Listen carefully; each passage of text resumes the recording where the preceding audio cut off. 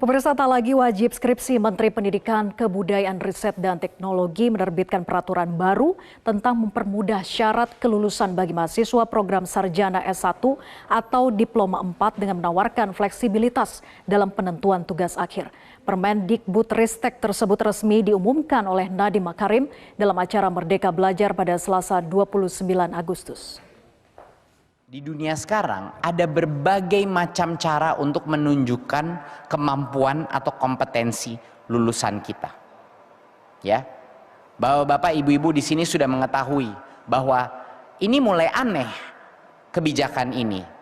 Ya, yang legacy ini, karena ada berbagai macam prodi yang mungkin cara kita menunjukkan kemampuan kompetensinya itu dengan cara lain. Ya. Kalau kita misalnya mengajar prodi, apalagi kalau yang vokasi ya, ini udah sangat jelas gitu. Kalau kita ingin menunjukkan kompetensi seorang dalam suatu bidang yang teknikal, apakah penulisan karya ilmiah yang dipublish secara saintifik itu adalah cara yang tepat untuk mengukur kompetensi dia dalam technical skill itu? Dan ini bukan hanya di teknikal, dalam akademik juga sama.